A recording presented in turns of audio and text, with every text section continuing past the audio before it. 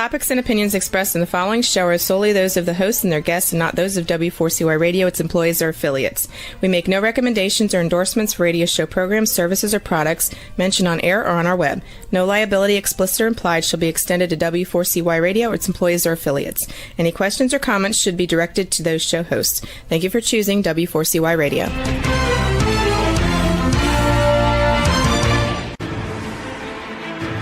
What's working on purpose anyway? Each week, we ponder the answer to this question.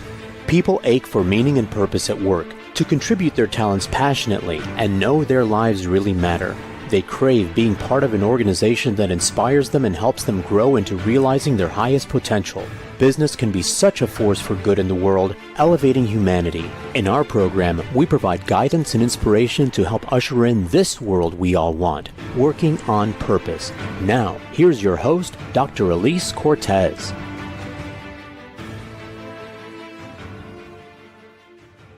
Welcome back to the Working on Purpose program, which has been brought to you with passion and pride since February of 2015. Thanks for tuning in this week. Great to have you. I'm your host, Dr. Elise Cortez.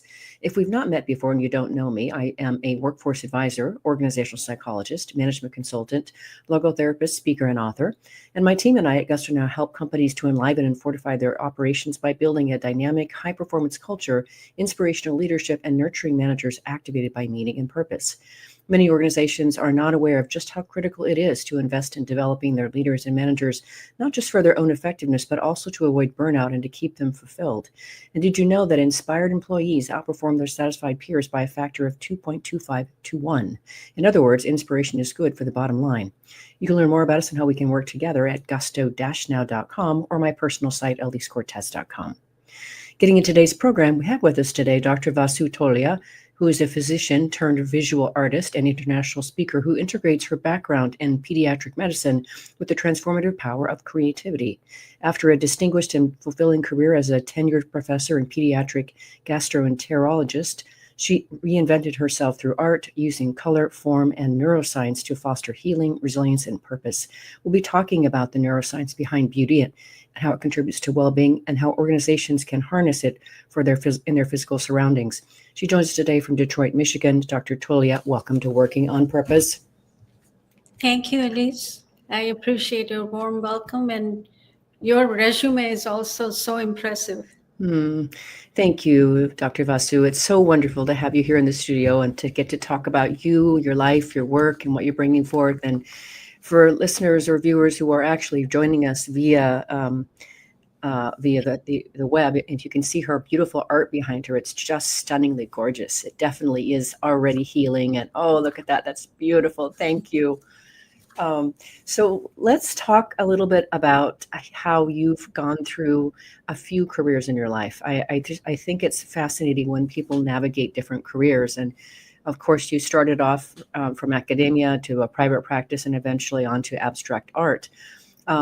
Take us through the journey. First, we'll talk about why did you become a physician? Why did you want to choose medicine? Thank you for that question, Elise. I really didn't have any role model when I was young to become a physician, but I was in school, and in 9th grade, we had to choose between science, arts, and business or commerce, that what they called. And I was going to choose arts, but my best friend, her brother was in medical school. So she told me that let's just take science. And I took science, and then I became a doctor. You make that sound so easy. I'm quite sure it wasn't that simple. But so I know it was a fulfilling career for you. What was fulfilling about that career? Oh, it was extremely fulfilling because it made me practice kindness, empathy, and all those good values that my parents, especially my mother, had instilled in me. And to be able to practice and take care of patients and parents. In pediatrics, you're treating parents more than you're treating patients. It's, important to reassure them about what's happening. So, and then I had the opportunity to do research also. So making contributions to advancement in medicine, I found equally fulfilling as patient care. Then mentoring and teaching were also part of my repertoire.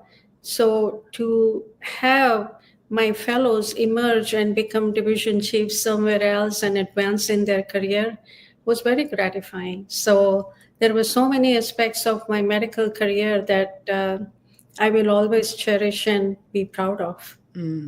Well, it's really wonderful. As somebody, as an organizational psychologist, Vasu, I've chosen this particular field. I'm not a clinical psychologist, anything like that. I care about the world of work because I believe in the nobility, the beauty of work as a way to be of service in our lives and to help us catalyze ourselves into more of our higher potential. So it's wonderful to hear of this earlier background. Now, I have to imagine that along the way, you must have been practicing art as you were also in the medical space. Did you? I can't imagine you just set it down, or did you pick it up later in life? Yes, I picked it up later in life. Before that, my art was limited to making medical drawings and diagrams. And when my children were young, one of my sons used to draw quite a bit. Like he actually used to make some comic strips and periodic things, like little sketches and all. And I used to love it. I always enjoyed viewing art. And so when I retired from my medical career, my husband kind of gently urged me to try something to keep me grounded, develop a creative outlet, because he knew that I needed engaging and nurturing activity, that will keep me sane. Because, having been working like 12 hours a day, 5 days a week, and even working on weekends many times for research, he knew that there was a tremendous void in my life, when I decided to retire. So that was the beginning of how I started it. And then I found it pretty engaging, although it was very frustrating also initially because I had to take baby steps and start from scratch. So having this duality of being a novice, in something else starting when you have been on the top of your profession, it was very challenging. But I somehow continued. And during COVID, I kind of liberated myself because initially I was doing representational art by copying from photographs and just trying to emulate whatever was in front of me. But then in COVID, I just felt, I had to find myself, and I started experimenting more and more. And I feel I found a voice to abstract and semi-abstract artworks. And what surprised me was how nice and engaging it felt. Just like medicine, art is also like observation, and then you express it, whether you do it by drawing or painting, or music or whatever. I'm not trying to say that visual art is the only art to practice. I know that most of the forms of art do help, relax and de-stress in many ways. But my particular forte is visual art because that's what I found, and I feel that I'm having a great time doing it because I find it healing for myself. And that's when I started to investigate more as to what art can do to you, and started delving further into neuroscience and this thing. But it has become more than a pastime. Quite early in this phase of my career, it was a way to process, transform, and serve in a new form. Besides being my own form of healing, not to replace medicine, but to complement it, I felt that, it helps you hold space, gives you permission to feel everything without any judgment, and to whisper hope and beauty when words run out of your repertoire. That is beautiful, really beautiful. Well, can you help us, shall we say, connect the dots or paint the line between, you've said some of this already here, but you're talking about the transformative, the healing power that you were doing as a physician, and now you do with a paintbrush. And would you help us dig a little deeper? You said, I love how you're talking about how words can fail us when it comes to how art can speak to us, but take us another level deeper into how art is a healing mechanism, how you're seeing it as a mechanism to translate what you were doing before to what you're doing today. Yes. The seed must have planted in my mind years ago when I saw my son doing it. But I myself used to write a lot in a journal when I couldn't express what I was feeling in words. So I knew that healing is not always verbal. So when I started painting, I experienced that same sense of release, reflection, and resilience myself. And I realized that this was not just hobby material, it was medicine too. I had to experience it before I could give it to others. So it has become my way for continuing to serve, process, and eventually help others see their own inner strength and beauty. Painting has become a modality to regulate my mood, invite into reflection, and it also soothes nervous system overload. So I call it kind of visual therapy. And I realized that what I was doing as an artist was essentially continuing my voice or my role as a healer, but using beauty and creativity instead of instruments like stethoscopes and endoscopes. Um, it's a it's such a profound thing that you experience when you're deeply immersed in it. You go in a phase and get irritated when you are distracted, or household things and responsibilities have to be there to ground you again, to get out of that zone. But you get a few hours of it and you realize how different you feel. And it's a lovely feeling. And I know that people who play music feel it. People feel it by knitting, sewing, sculpting, cooking. There are people, and any kind of activity that soothes you and makes you feel good can be your form of art.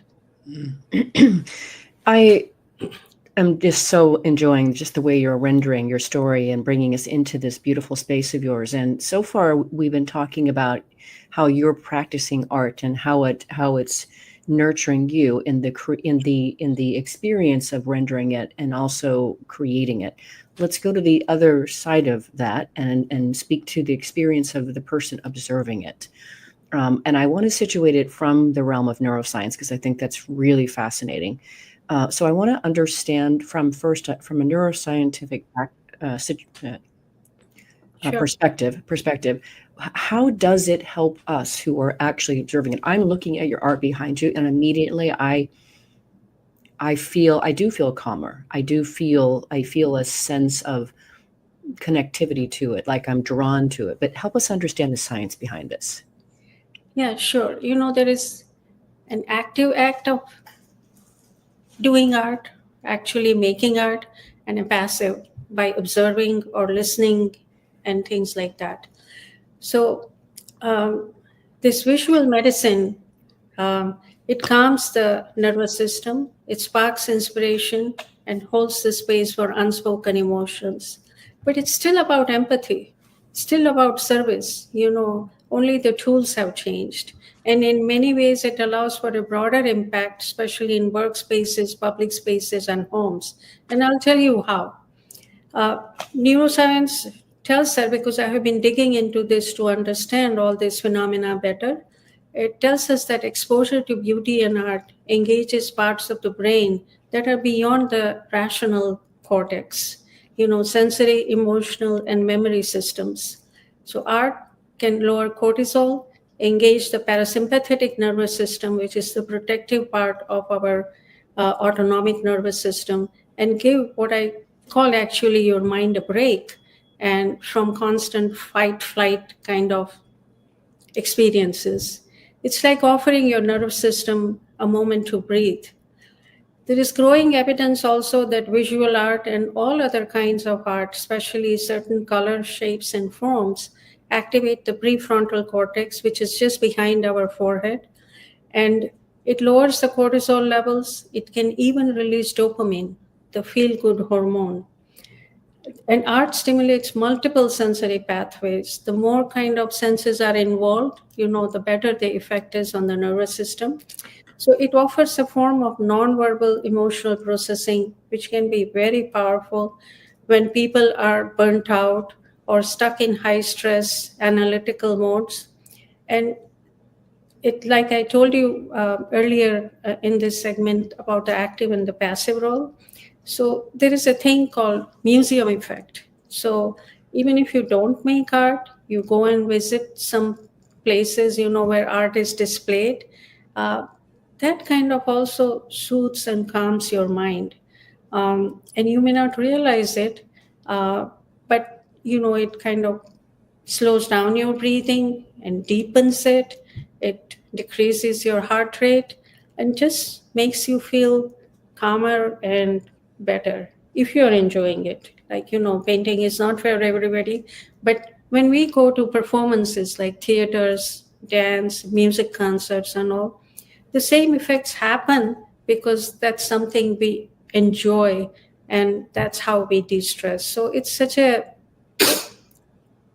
multifactorial thing that helps, that understanding it wants me to dole it out even more and more so that I can, help a whole community rather than just a few people.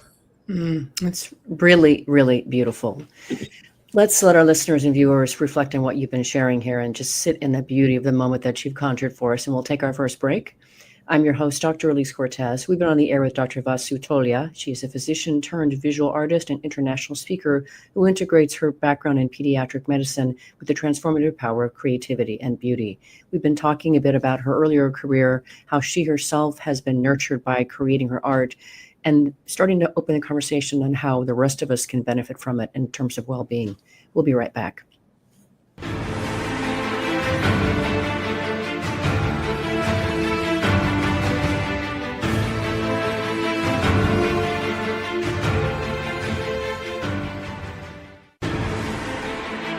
Dr. Elise Cortez is a management consultant specializing in meaning and purpose, an inspirational speaker and author. She helps companies visioneer for greater purpose among stakeholders and develop purpose-inspired leadership and meaning-infused cultures that elevate fulfillment, performance, and commitment within the workforce. To learn more or to invite Elise to speak to your organization, please visit her at elisecortez.com. Let's talk about how to get your employees working on purpose.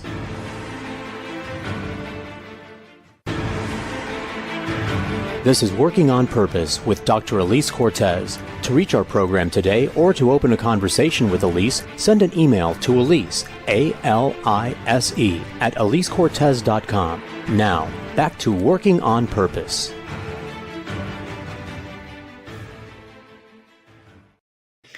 Thanks for staying with us and welcome back to Working on Purpose. I'm your host, Dr. Elise Cortez, as I am dedicated to helping create a world where organizations thrive because their people thrive and are led by inspirational leaders that help them find and contribute their greatness and do business that betters the world. I keep researching and writing my own books. One of my latest came out. It's called The Great Revitalization, How Activating Meaning and Purpose Can Radically Enliven Your Business. And I wrote it to help leaders understand the nature of today's very discerning and diverse workforce, what it is they want and need to perform at their best and stay with you. And then I provide 22 best practices to equip your culture to provide that for them. You can find my books on Amazon or my personal site, elisecortez.com. If you are just now joining us, my guest is Dr. Vasu Tolia. She's a physician turned visual artist. We're talking now about how we can start to integrate this into the workplace. I'm very interested in helping equip leaders, as I just said, to create experiences, environments where people really can shine. And there's been such a profound shift over just the last several years, as I think we've really awakened to so much more of what it is that we want in terms of our lives. What's your perspective, Vasu, about how, or maybe you have a finger on the pulse as to what you've learned about what leaders are trying to do with art for their people, for their environments? I think it is something that is a must for all leaders, and I don't know if all of them are doing it, but I know that some of them are. But the leaders are the people who set the emotional tone of the place, where you work. And if they show vulnerability, they show curiosity and creativity, it gives others in their team permission to do the same, to feel that kind of liberating movement. It also signals emotional intelligence and that well being are being valued, not just productivity. Um, so, empathy, wonder, hope, like aesthetic experiences, can help leaders move beyond the problem solving into visionary thinking, because that emotional expansion is what allows others to build trust, inspire action, and lead with meaning. So it kind of makes the workforce more cohesive if they feel that they are surrounded by something that gives them a respite during moments of intense concentration. If they need a break, all they need to do is to look at what they liked is on your desk or around them. So I think giving each team their own personal space to decorate or fill it with things that they like, or listen to music or whatever during periods of break, those kinds of things, small acts can go a long way in creating a richer workspace. You are totally talking my love language, Vasu. Totally speaking my love language, all the way through that. I had a vision as you were talking.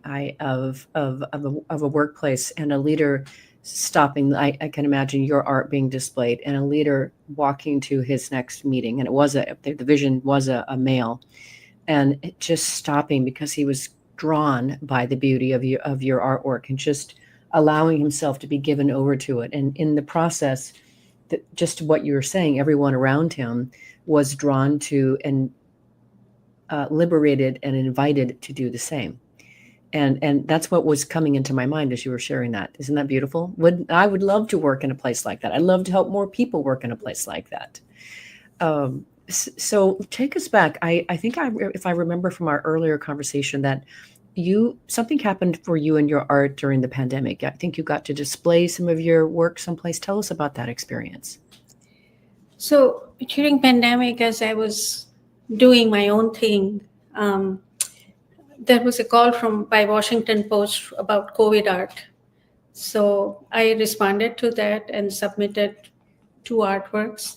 And to my surprise and sheer delight, I was told that one of my artworks was considered amongst top 20 in the nation. And I felt very happy and elated.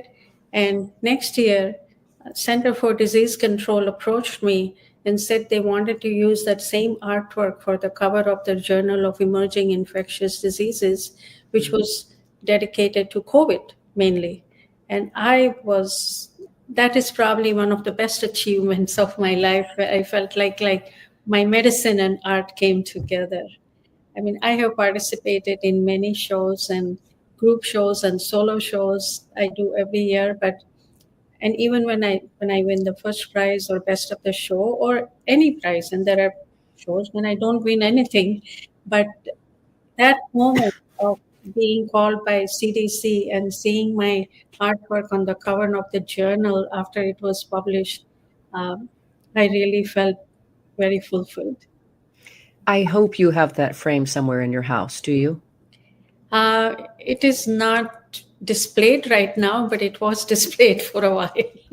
Now I'm giving it a break and getting others a chance. Okay. Well, that sounds like something that needs to be revered and given its own shrine someplace, it seems to me. Yeah, that work is not for sale. Right. No. For you, it's in your home is where I can imagine it.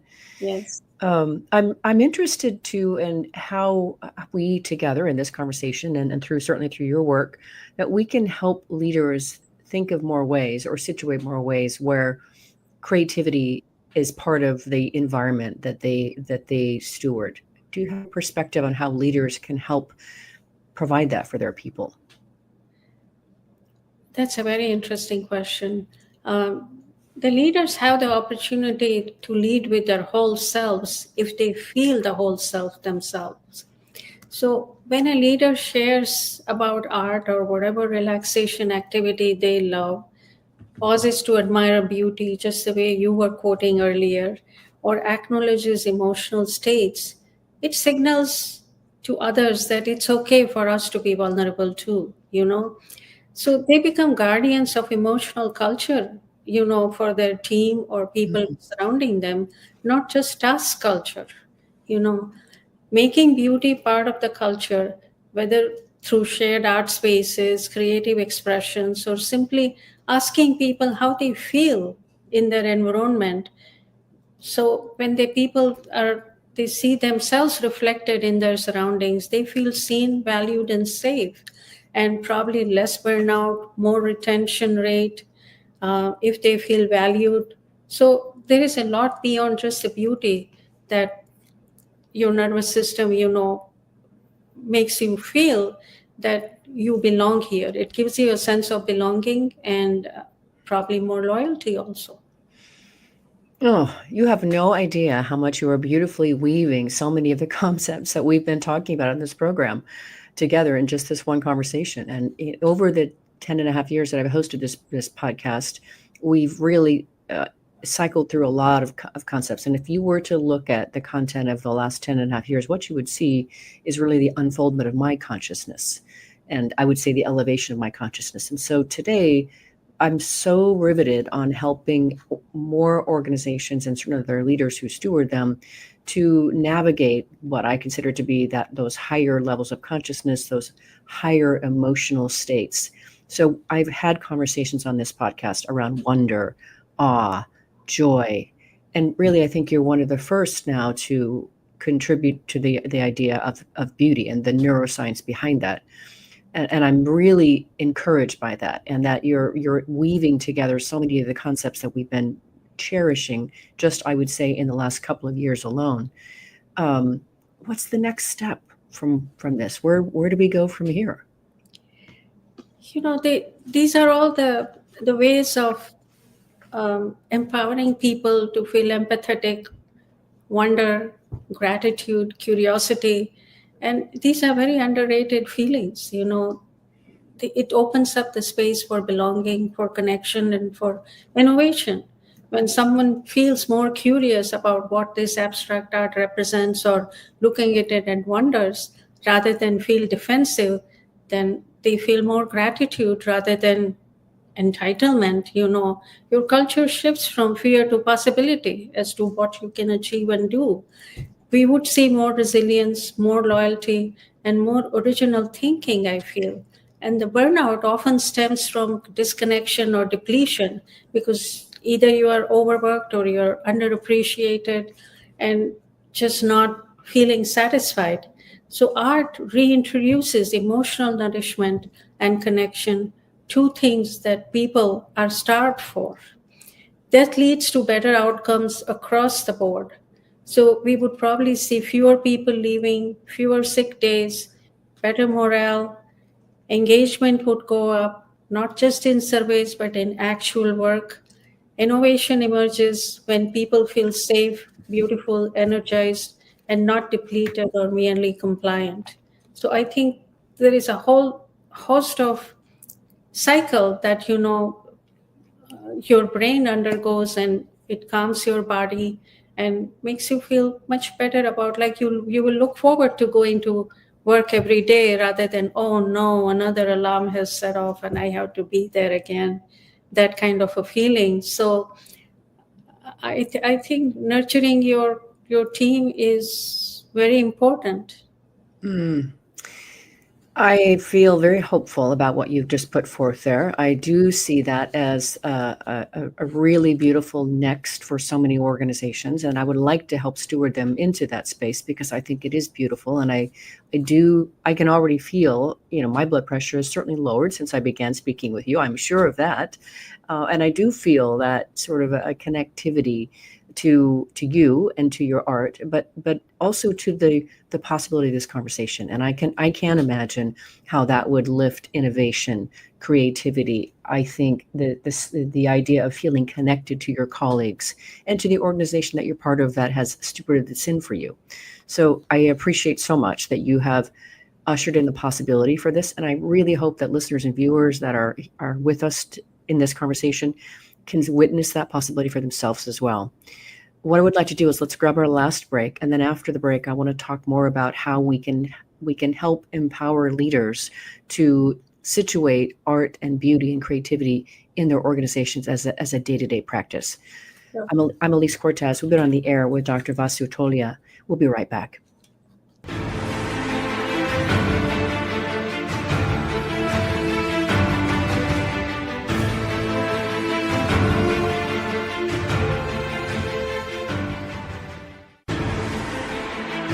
Dr. Elise Cortez is a management consultant specializing in meaning and purpose, an inspirational speaker and author. She helps companies visioneer for greater purpose among stakeholders and develop purpose-inspired leadership and meaning-infused cultures that elevate fulfillment, performance, and commitment within the workforce. To learn more or to invite Elise to speak to your organization, please visit her at elisecortez.com. Let's talk about how to get your employees working on purpose.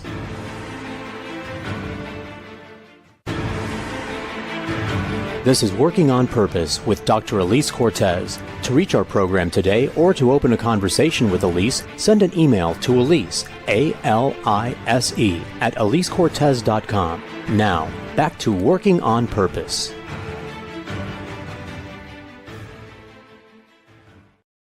Thanks for staying with us and welcome back to Working on Purpose. I'm your host, Dr. Elise Cortez. I mentioned in the last break that my latest book came out, The Great Revitalization. What I have done for you is I have created a 3-page free assessment. It's on my website. It will help you understand the extent to which your organization is meeting the needs of today's discerning workforce. You can find it at gusto-now.com.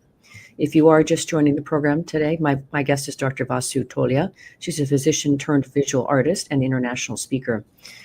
So for this last segment of the conversation here, Vasu, I would love to take this to a bit more of a practical realm for our listeners and viewers so they can apply what we've been learning in their world. And as we were on break, I was thinking to myself, one of the things that might be interesting for organizations to do would be to, one, of course, have beautiful art, in terms of their decor, what their people are surrounded by. But two, I envisioned the idea that if they had actual labs available for people to be able to come and create art together, to be able to make that part of how they are expressing maybe what they're doing for their customers, or maybe how it is they're coming to problem solve. Can you talk to us a bit about maybe some of the ways you envision, or maybe what you've learned about that companies are doing to bring art and creativity and beauty into the workplace for their people? Yes, sure. I'm so glad you asked that question.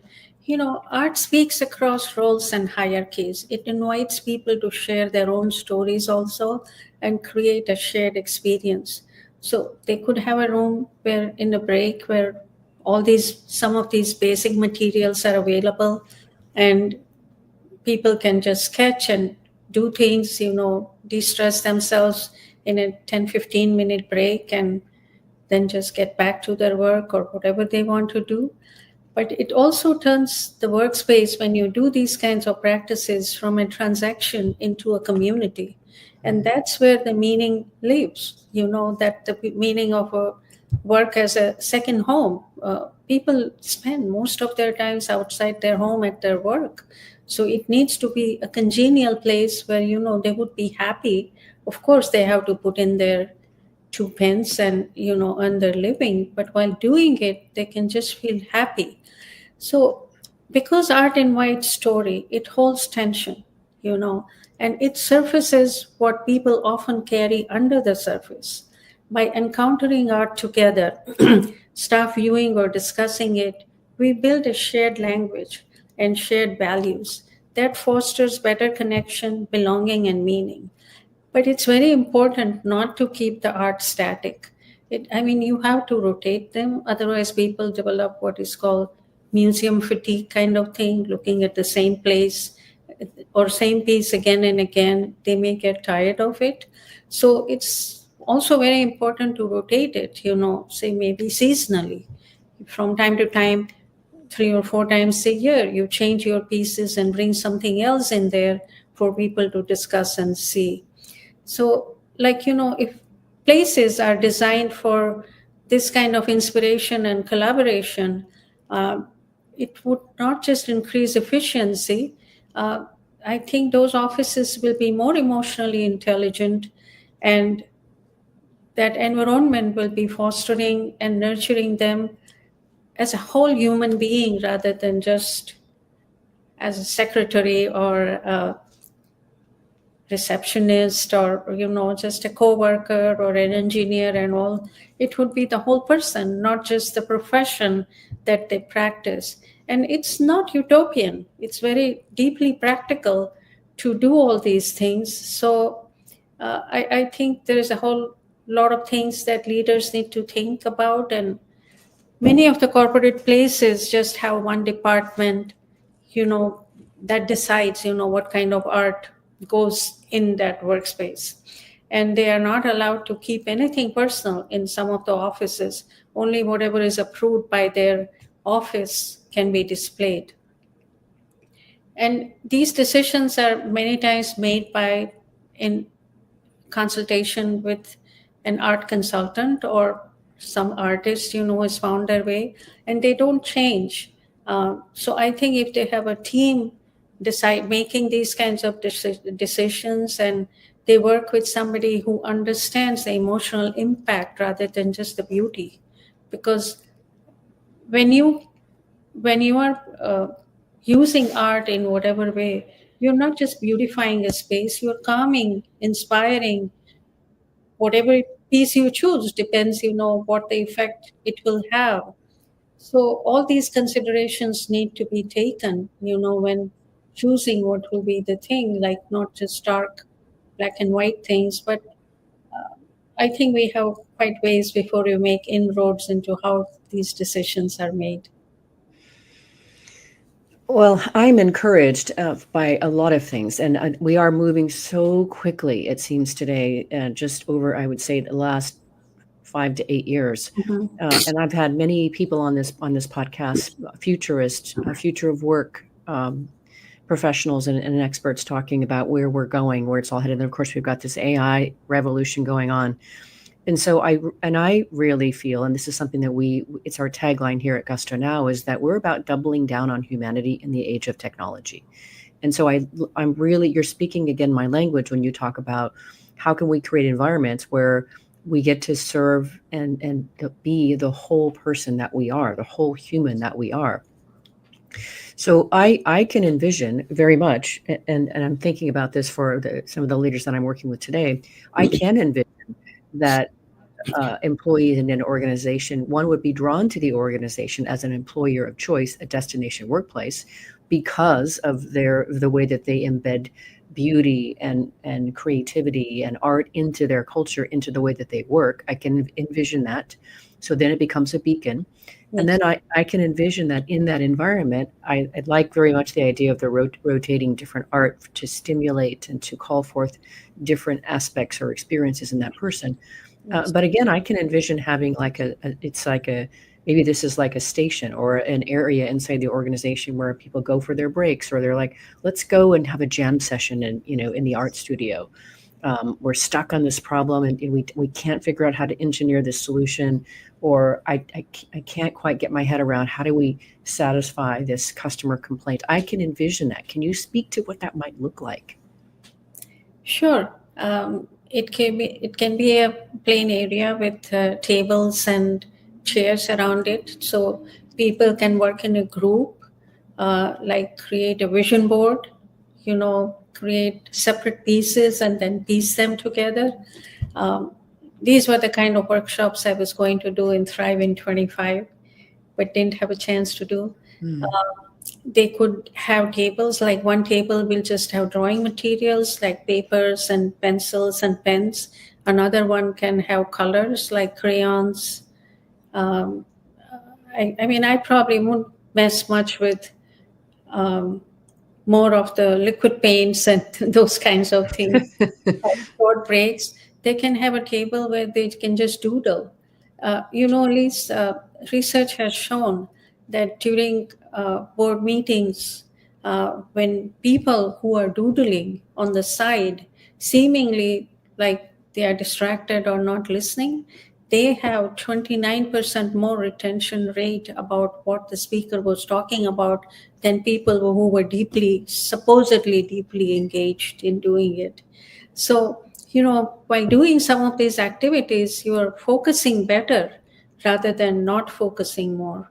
So, Zentangle kind of activities where you only make 4 inches squares and fill it with different patterns with ink and things. So there are so many different ideas, that can be implemented without investing too much, just allowing them time to breathe and just make shapes. And, I create many downloadable handouts in which I give these kinds of small instructions for different purposes.